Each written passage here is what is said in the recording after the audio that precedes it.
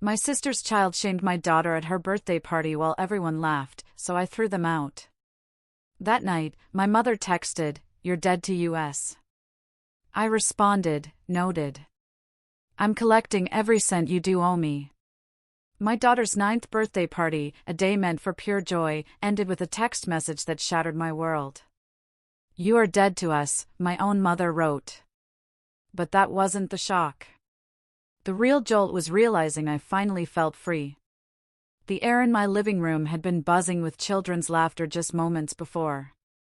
Now, it was thick with a silence so heavy it felt like a punch to the gut, all eyes on my sobbing daughter. Lily, my daughter, just turned 9. She's the light of my entire world, quirky, creative, loves astronomy, builds elaborate blanket forts, and still believes in magic. Her father, Ben, passed away in a car accident when she was only 3. So, it's been just the two of us for the past 5 years. I've worked myself to the bone to give her a good life, taking on freelance graphic design work on top of my full-time marketing position, just to make sure she never felt like she was missing out on anything. This year, Lily asked for a space-themed birthday party. She wanted planets hanging from the ceiling, a rocket ship cake, and all her friends dressed as astronauts. I spent 3 weeks preparing, staying up until 2 in the morning hand-painting foam planets with metallic acrylics and sewing tiny silver capes for the party favor bags. Ben's parents contributed generously, and I was determined to make it perfect. The party was scheduled for a Saturday afternoon at my house. I'd invited 12 of Lily's classmates, plus family members, my parents, Susan and Arthur, my younger sister, Chloe, her husband, Mark, and their son, Leo, who's 11. I should probably explain my relationship with Chloe. My sister and I have a complicated history, going back to our earliest memories. Chloe arrived when I was 3, a pink-faced, screaming bundle who instantly became the center of everyone's universe. I don't blame baby Chloe for that, of course, babies need attention. But I do blame the pattern that formed and never once changed. My earliest clear memory of that disparity happened when I was 7. I'd been taking piano lessons for 2 years, practicing diligently every single day because my parents insisted commitment builds character. I was preparing for my first recital, terrified but determined to make them proud. The morning of, 4-year-old Chloe threw a tantrum because she wanted to go to the zoo. My parents canceled my recital attendance, told my piano teacher I was sick, and took Chloe to see the elephants. I sat in my room, crying, while they sent me photos of Chloe feeding giraffes. When I confronted my mother years later, she claimed not to remember. Convenient amnesia seemed to be her specialty when anything painted her parenting in an unflattering light. Chloe is 3 years younger than me. Growing up, she was always the baby of the family, the one who got away with everything, while I was held to impossible standards. When I got a B on a test, there were disappointed sighs and lectures about applying myself. When Chloe failed an entire class, my parents paid for a tutor and blamed the teacher for being too harsh. This pattern continued well into adulthood. High school brought its own set of injustices. I maintained a 4.0 GPA, participated in student government, volunteered at the local animal shelter, and worked part-time at a bookstore to save money for college. My parents rarely attended my events, always claiming work conflicts or exhaustion. Meanwhile, Chloe discovered cheerleading, and suddenly my parents had season tickets to every football game, drove hours for competitions, and decorated the house with her squad photos. When I got accepted to my first choice university with a partial scholarship, their response was lukewarm at best. "That's nice, honey. You'll have to figure out how to cover the rest of the tuition." I took out student loans that I'm still paying off today. When Chloe graduated high school 3 years later with mediocre grades and no extracurricular achievements, my parents threw her a graduation party that cost more than my entire first semester. College was a revelation. For the first time, I was judged on my own merits, without Chloe's shadow looming. I thrived academically and socially, made friends who valued me for who I was, and began to understand that the treatment I'd received at home wasn't normal or deserved. My college roommate, a straightforward girl from Maine, listened to my family stories with increasing horror and finally said, "Your parents sound like they have a favorite, and it's not you." Hearing it stated so plainly was jarring, but also validating. When Chloe decided to drop out of college to pursue a career as a social media influencer, my parents funded her apartment and gave her a monthly allowance until she was 28. The allowance wasn't small either. My father once let slip they were giving her $2,500 a month, which was more than my rent at the time. They justified it by saying Chloe was building her brand and needed to focus on content creation without the stress of a regular job. I was working 60-hour weeks at an entry-level marketing position, barely scraping by, and the unfairness burned like acid. I met Ben during that difficult period. He was a software engineer with kind eyes and a laugh that filled every room. On our third date, I told him about my family situation, expecting him to think I was being dramatic or ungrateful. Instead, he took my hand and said, "Some people have families they're born into, and some people build families of their own. Sounds like you need to start building." We got married 2 years later. My parents complained about the venue, the food, the guest list, and the date. Chloe showed up in a white dress clearly intended to draw attention away from me, and my mother defended her choice by saying Chloe looked better in white than pastels. Ben's family, warm and welcoming people from Colorado, watched the dysfunction with barely concealed shock. His mother, Eleanor, pulled me aside during the reception and told me I was always welcome in their home, that I was their daughter now, too. I cried in the bathroom for 20 minutes after that, overwhelmed by the simple kindness. When I needed help with a down payment on my first home, my parents told me I should have saved better. Their exact words were, "We raised you to be independent. You shouldn't need handouts at your age." I was 29, married, working full-time, and asking for help exactly once in my adult life. Chloe, at 26, was still receiving her monthly allowance while posting Instagram photos from brunch spots that cost more per meal than I spent on groceries in a week. Ben and I bought our house without their help, stretching ourselves thin to afford a modest 3-bedroom in a good school district. We were planning for the future, talking about children, building a life together. When I got pregnant with Lily, the joy was immeasurable. Ben cried when I showed him the positive test, and we spent that whole night imagining our future as a family of 3. My parents' reaction to the pregnancy news was tepid. "That's nice. You should make sure Chloe is one of the godmothers." Not congratulations, not expressions of excitement about their first grandchild, just an immediate pivot to include Chloe. I declined to make her a godmother, choosing instead Ben's sister and my college roommate, 2 women who had actually supported me through the years. Lily was born on a rainy Tuesday in April, and she was perfect. 10 fingers, 10 toes, a full head of dark hair, and lungs that could wake the entire maternity ward. Ben held her with such tenderness that I fell in love with him all over again. His parents, Eleanor and Robert, drove 12 hours straight to meet their granddaughter, arriving with arms full of gifts and hearts full of joy. We were a family, complete and whole, and nothing my parents did or didn't do could diminish that joy. When Ben died, and I was drowning in grief while trying to keep a toddler alive and pay for a funeral, my parents gave me a lecture about being strong for Lily instead of any meaningful support.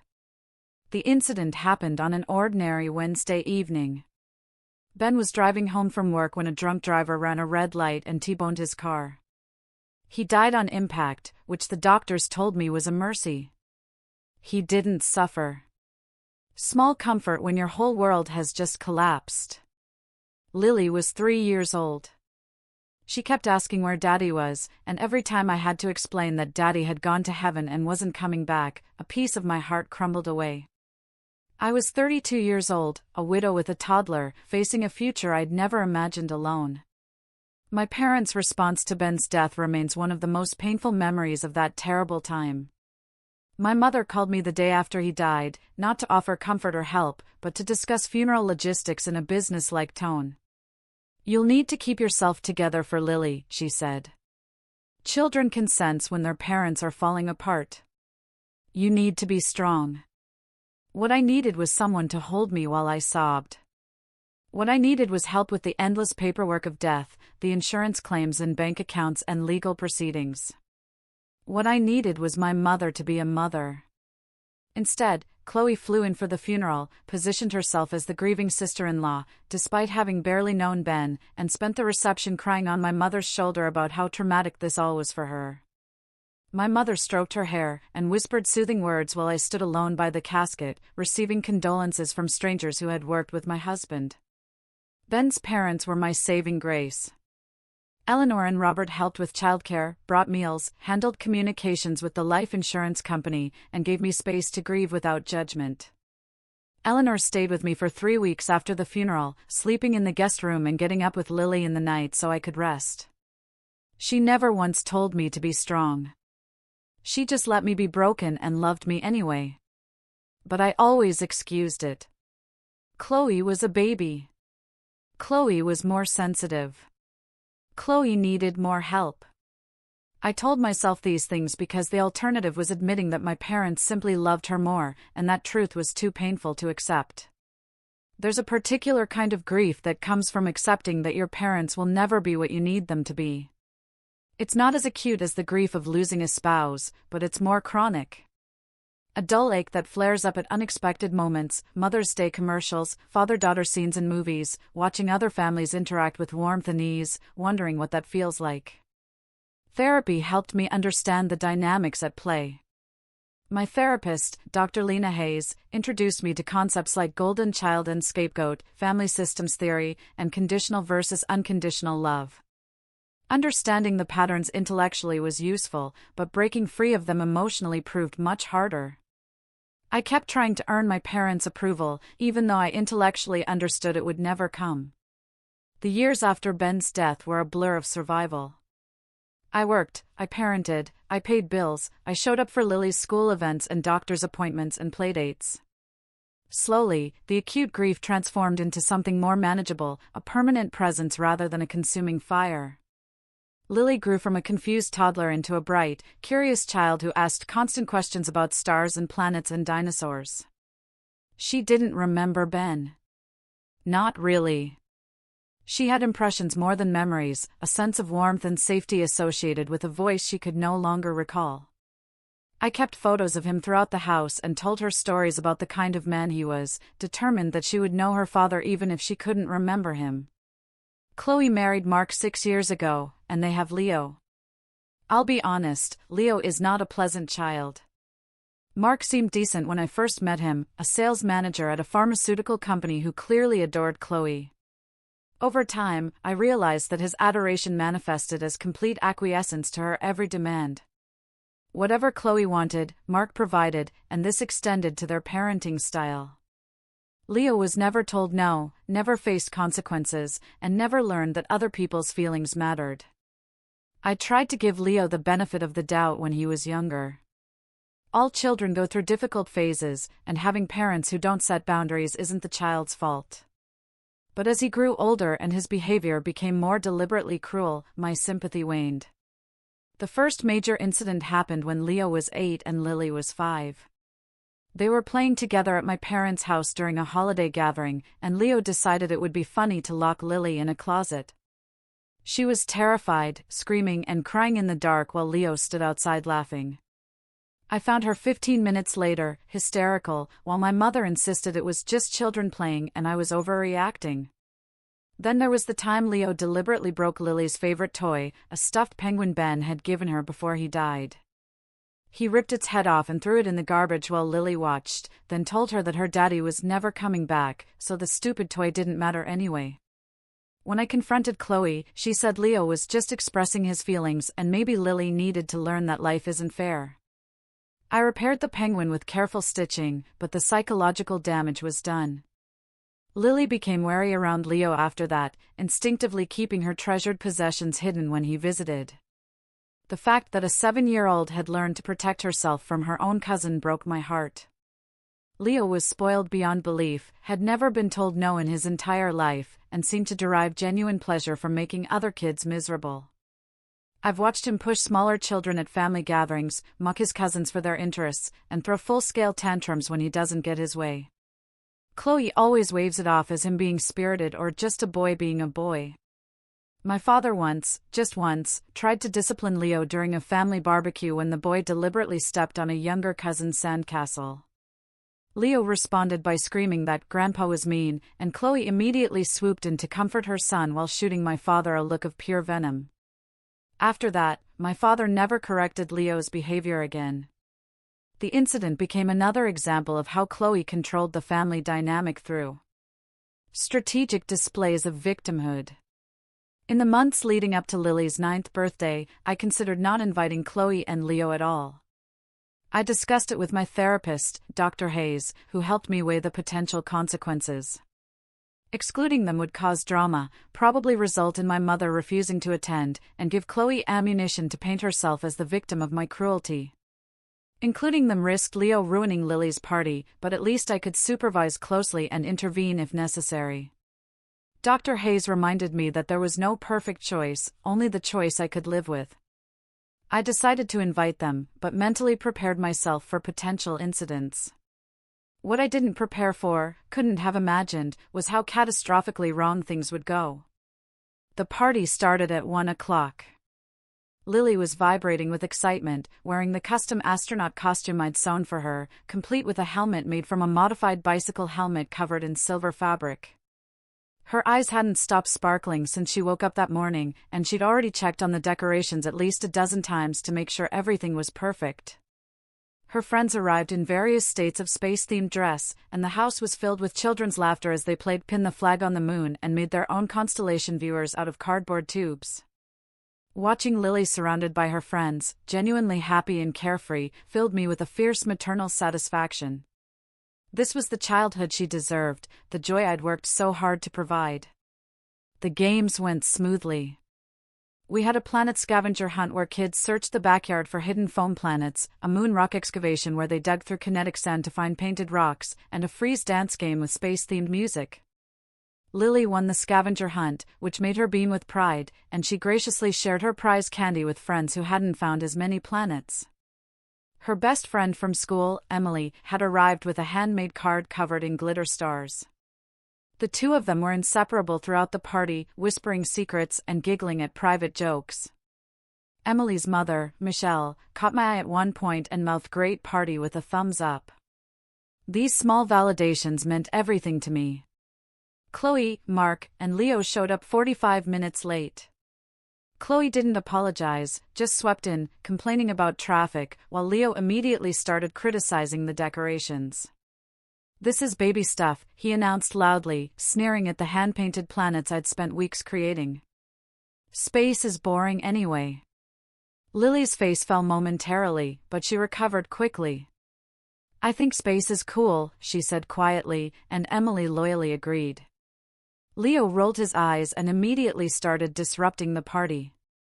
He pushed past kids in line for snacks, grabbed handfuls of the star-shaped cookies I baked, crammed them into his mouth, and complained loudly that there were no video games. Chloe, predictably, made no effort to correct his behavior. She was too busy taking selfies with the decorations, probably planning to post them to her social media as if she'd had anything to do with the party. My parents arrived shortly after, and my mother made a beeline for Chloe while barely acknowledging Lily on her birthday. She complimented Chloe's outfit, asked about Leo's school, and when Lily ran up to show Grandma her astronaut costume, my mother gave it a cursory glance and said, "That's nice, dear. Go play with your friends." The dismissiveness was so casual, so routine that it barely registered anymore. Lily was used to being an afterthought to her grandparents, which was its own tragedy. Ben's parents, who lived across the country, called every week to check on her and sent elaborate care packages for every minor occasion. My parents lived 20 minutes away and showed up to obligations with visible reluctance. I tried to let it go. This was Lily's day, and I wasn't going to let my complicated family dynamics ruin it. The next hour passed in relative peace. Leo continued being obnoxious, but I managed to redirect him away from the other children several times. When he tried to take over the craft station and hoard all the good supplies, I firmly told him he needed to share. He glared at me with undisguised hatred, but complied when he realized I wasn't going to back down. Chloe noticed the exchange and pulled me aside. "You don't need to be so harsh with Leo. He's just excited." "He's being disruptive," I replied calmly. "I asked him to share." That's not harsh. It's basic party etiquette. Well, maybe if your party was more age-appropriate for older kids, he wouldn't be bored. The entitlement was breathtaking. She'd shown up late, contributed nothing, let her son run wild, and was now criticizing me for having an 8-year-old's birthday party be oriented toward 8-year-olds. The party is for Lily, I said. If Leo is bored, you're welcome to take him home. Chloe's eyes narrowed. You know what? You've always been jealous of me. That's what this is really about. I refuse to engage. I need to check on the cake. I walked away before she could continue, my heart pounding with suppressed frustration. The cake was the centerpiece. I'd saved for months to commission it from a specialty bakery, a 3-tier rocket ship with working LED lights and Lily's name in fondant stars. When it was time to bring it out, I gathered all the kids in the living room and dimmed the lights. Lily's face when she saw it was worth every penny and every late night. We lit the candles and everyone started singing. Lily closed her eyes to make her wish. That's when Leo struck. He shoved his way through the group, deliberately elbowed Lily aside, and plunged both hands directly into the top tier of the cake. Before anyone could react, he grabbed a massive handful and smashed it directly into Lily's face, covering her astronaut costume, her carefully styled hair, and most importantly, destroying her moment of joy. The room went silent for a single heartbeat. Then Leo started laughing. Chloe laughed too. My mother actually smiled. Lily stood there, cake dripping down her face, her beautiful costume ruined, surrounded by her classmates who were staring in shocked silence. Then her lower lip started trembling, and she burst into tears. Something inside me broke. Not broke as in fell apart, but broke as in broke free. Every time I'd been overlooked, every excuse I'd made, every moment I'd swallowed my feelings to keep the family peace came rushing back in a tidal wave of clarity. I crossed the room in 4 steps and took Lily's hand. It's okay, baby. Let's get you cleaned up. I guided her toward the bathroom, pausing only to turn back to Chloe and speak in a voice so calm it surprised even me. Get out of my house. Chloe's laughter died. Excuse me? You heard me. Take your son and get out of my house right now. Oh, come on. Chloe rolled her eyes. It was just a joke. Kids do this stuff all the time. Your son just assaulted my daughter at her birthday party. This isn't a joke. This isn't kids being kids. Get out. Mark stepped forward, attempting to look intimidating. You're overreacting. Leo was just playing around. I don't care what you call it. Leave now. My mother finally spoke up. Honestly, you're making a scene. Just calm down and let's move past this. The audacity of that statement nearly took my breath away. My daughter was crying, covered in cake, humiliated in front of all her friends, and my mother's primary concern was that I was making a scene. Mom, I'm not asking for your opinion. I'm telling Chloe and her family to leave my home. My father shuffled uncomfortably. Maybe we should all just take a breath. Fine, I said. You can take that breath outside. All of you out. Chloe's face contorted with rage. You're kicking out your own parents? I'm removing anyone who thinks my daughter being publicly humiliated is acceptable entertainment. If that includes you all, then yes, you're all leaving. The next 10 minutes were chaos. Chloe screamed about how I was always jealous of her, how I thought I was better than everyone, how Ben's death had made me bitter and impossible. My mother cried and accused me of destroying the family. My father tried to broker peace while simultaneously insisting I was the one who needed to apologize. Leo stood in the corner looking smug, completely unrepentant. I held firm. I walked to the front door, opened it, and stood there until they left. Chloe promised I'd regret this. My mother said she was ashamed of me. My father just shook his head like I was a disappointment. Then they were gone, and I could finally breathe. Lily's friends' parents had witnessed the whole spectacle. To my relief, instead of judgment, I saw sympathy. One mother, Michelle, came up and hugged me. "You did the right thing," she whispered. "That kid is a menace, and your sister had no business laughing." We salvaged what we could of the cake, cutting around the destroyed top tier. I put on more music, brought up more snacks, and somehow, impossibly, the party continued. Lily, cleaned up and in a fresh dress, managed to enjoy the rest of her celebration. Her friends rallied around her, and by the end, she was laughing again. That night, after everyone had gone home and Lily was asleep, I sat on my couch with a glass of wine and finally checked my phone. There were 17 messages from my mother, each one more hysterical than the last. The final one was the one that stopped me cold. "You are dead to us. Don't bother calling. You've made your choice and now you have to live with it. Chloe is devastated. Leo is traumatized. I hope you're happy that you've destroyed this family over a birthday cake." I stared at those words for a long time. Dead to us. After everything I'd done for this family, every sacrifice, every accommodation, every time I put my own needs last, I was dead to them because I'd finally stood up for my child.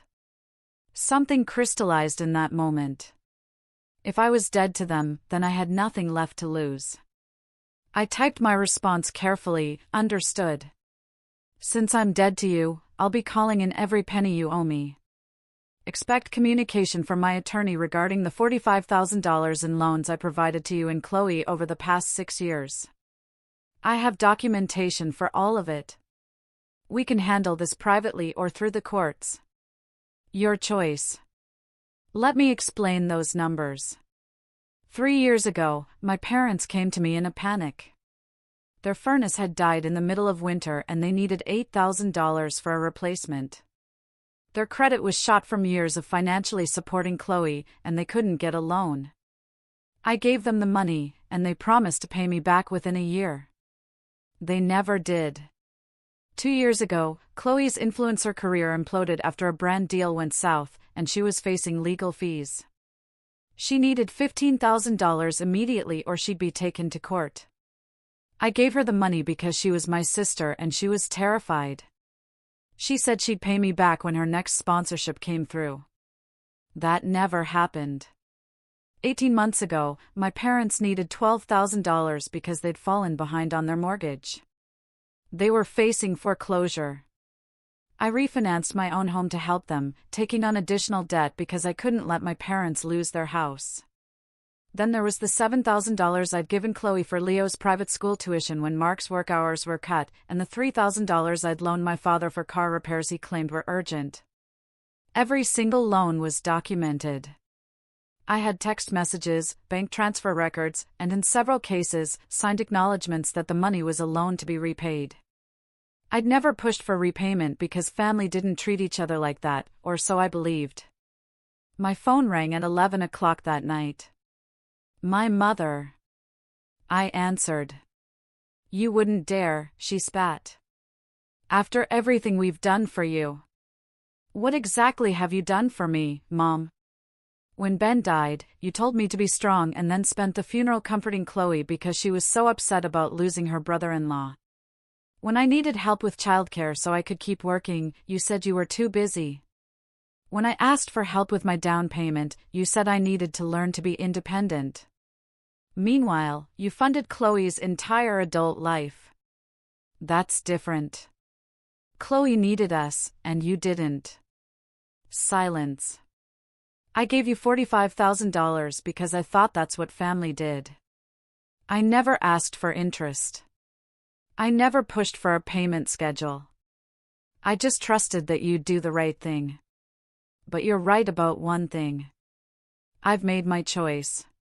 And so have you. You can't just demand that money back. Actually, I can. I have legal documentation of every single loan. If you check your email, you'll find copies of all of it. I'm giving you 30 days to propose a repayment plan. After that, my attorney, David Clark, will take over." I hung up. The next few days were a storm of attempted contact. Chloe left voice messages, alternating between tearful pleas and vicious threats. My father sent a long email about how disappointed he was in me and how I was tearing the family apart. Relatives I hadn't spoken to in years suddenly had opinions about how I was handling things. But I stood firm. David Clark was a family law attorney I'd consulted with after Ben's death about establishing a trust for Lily. He was also, as it turned out, excellent at debt collection cases. When I brought him the documentation, he raised his eyebrows and told me I had an unusually solid case. Most family loans are verbal, he explained. People don't document them because they trust their relatives. You've got text messages confirming the amounts and the expectation of repayment. You've got bank records showing the transfers. You've even got a signed note from your sister acknowledging the $15,000 as a loan. This is straightforward. He sent formal demand letters. The responses were predictable. My parents claimed the money was a gift. Chloe claimed she'd already paid me back in other ways, and besides, I owed her for emotional support during my grief. Mark threatened to sue me for defamation, which David assured me had no legal basis whatsoever. 2 weeks after the birthday party, my mother showed up at my door. I didn't let her in. Please, she begged through the door. Let's just talk about this. We can work something out. You said I was dead to you, Mom. Dead people don't negotiate. I didn't mean it like that. I was upset. You were upset because I stood up for my daughter after your grandson humiliated her and your other daughter laughed. You weren't upset about what happened to Lily. You were upset that I finally stopped letting you all walk over me. That's not true. Then why didn't you call to check on Lily? Why didn't you apologize for what Leo did? Why was your first concern that I was making a scene? She had no answer for that. Go home, Mom.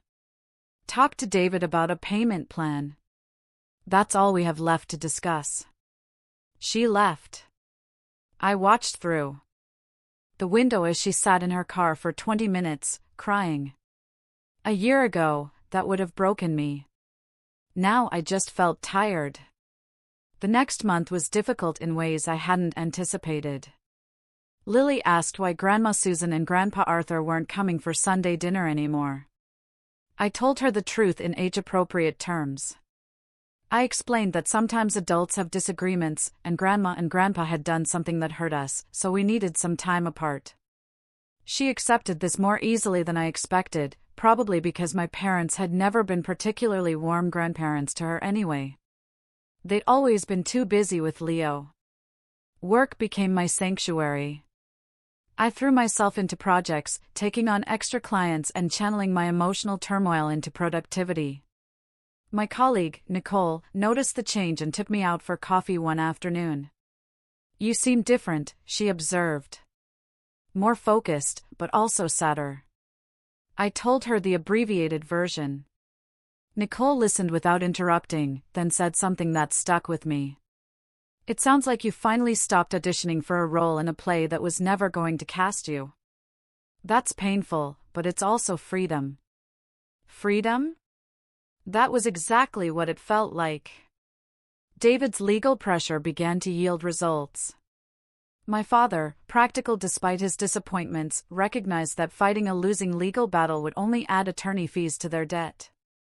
He proposed a repayment plan, $500 per month until the full amount was satisfied. It would take nearly 4 years, but it was something.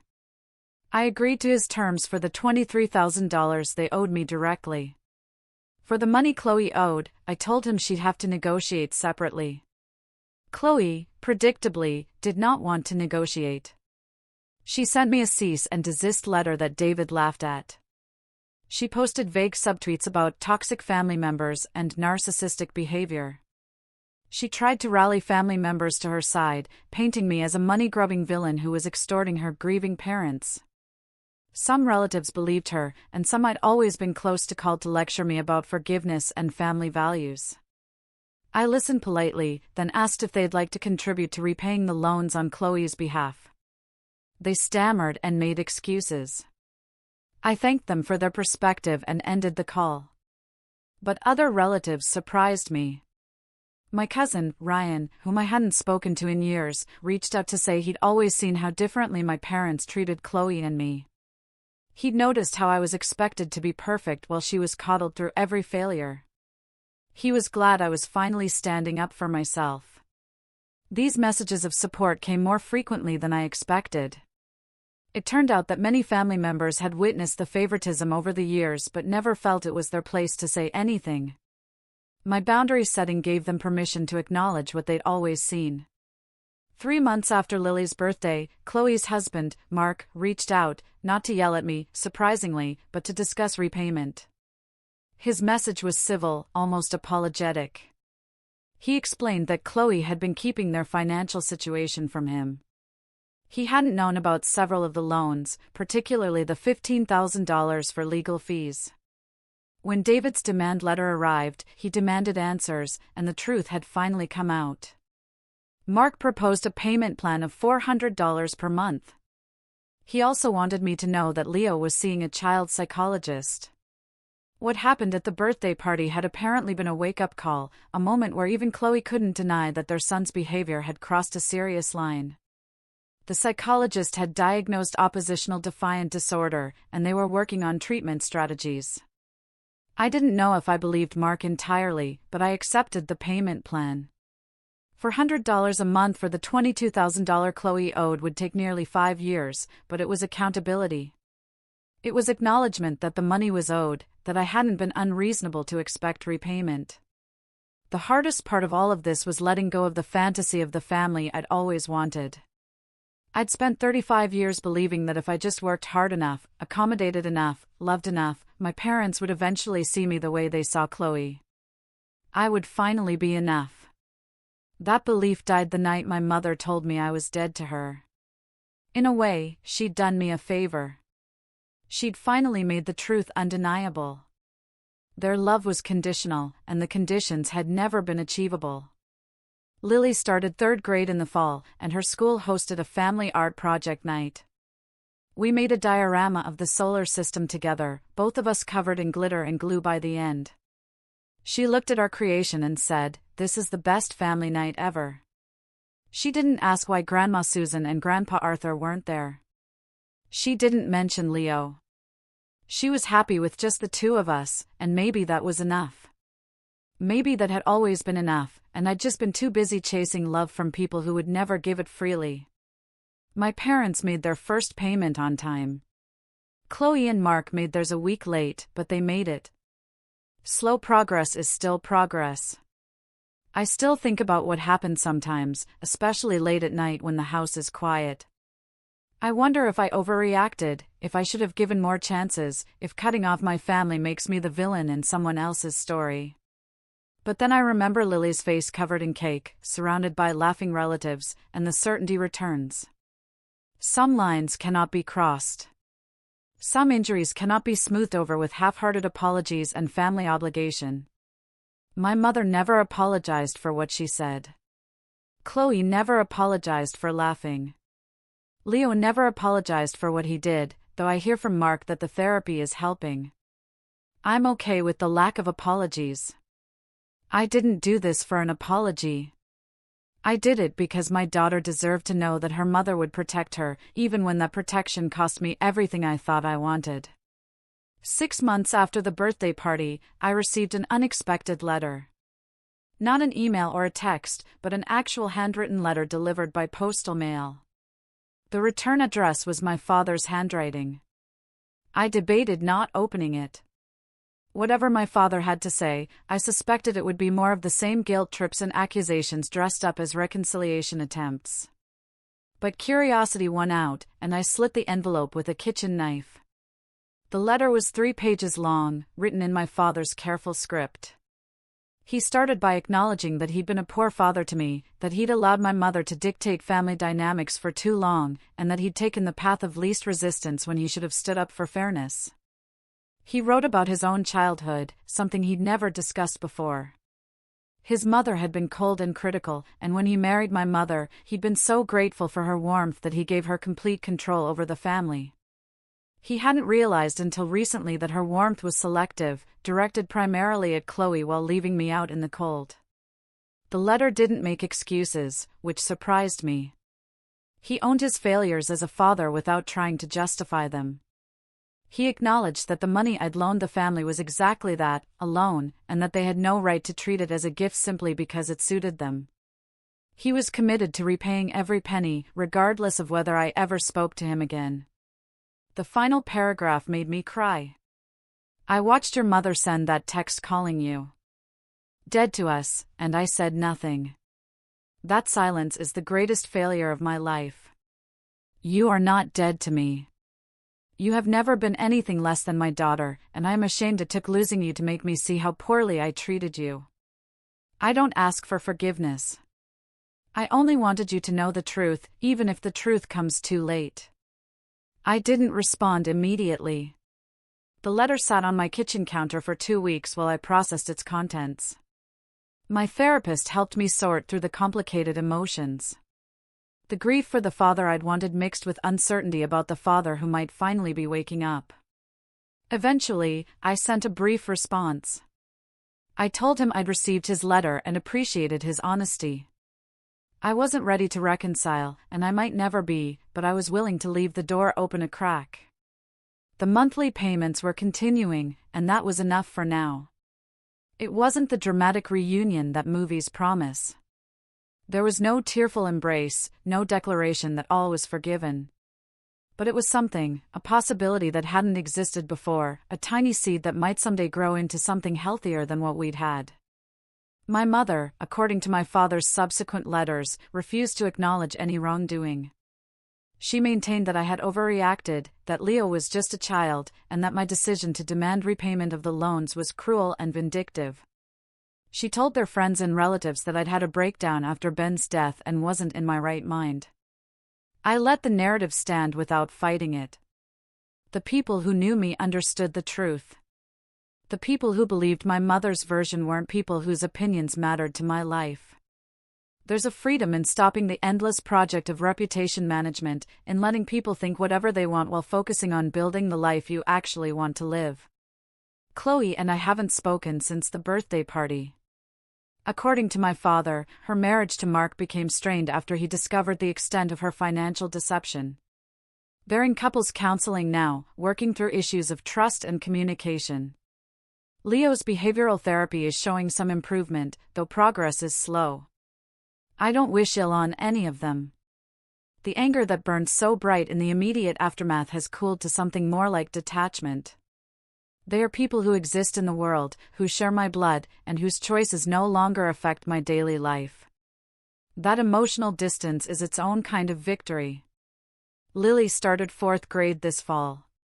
She's on the honor roll, joined the astronomy club, and announced her intention to become either a scientist or a unicorn when she grows up. We've started talking about the future in concrete terms, college savings and career aspirations, and the kind of adult she wants to become. She still has her repaired penguin, the one Leo destroyed. It sits on her bed with a small scar around its neck where I stitched it back together. She told me once that she keeps it, not because she doesn't remember what happened, but because it reminds her that broken things can be fixed. That damage doesn't have to be permanent. I think about that philosophy often. My family broke something inside me a long time ago, long before Lily's birthday party. The party wasn't the wound. It was just the moment I finally stopped pretending I wasn't bleeding. Healing is ongoing. Some days I still wake up wondering if I did the right thing, if there was a gentler path I could have taken. Then I look at Lily, thriving and confident and secure in her mother's love, and the doubt evaporates. Protecting her was never the wrong choice. It was the only choice. Last week, Lily asked if she could have a space-themed birthday party again next year. A different theme this time. Maybe astronauts landing on Mars. Of course, baby, I told her. We'll make it even better than this year. She hugged me and whispered, "You're the best mom in the whole universe." And you know what? Looking back on everything that happened, I think I finally believe her. Some families are bound by obligation and guilt, by the weight of expectations and a fear of exile. But the family I'm building with Lily is bound by something stronger. Love that doesn't have to be earned. Protection that doesn't have to be deserved. A mother who will stand between her daughter and anyone who tries to hurt her, even if those people share our blood. That's the family we deserve, and it's the family we finally have. I don't know what the future holds for my relationship with my parents or Chloe. Maybe time will heal these wounds. Maybe it won't. What I do know is that I'll never again sacrifice my child's well-being on the altar of family harmony. That altar has been torn down, and in its place, I've built something better. A home where Lily is safe. A home where she is valued. A home where birthday parties end with joy instead of tears. What would you have done if it was your daughter?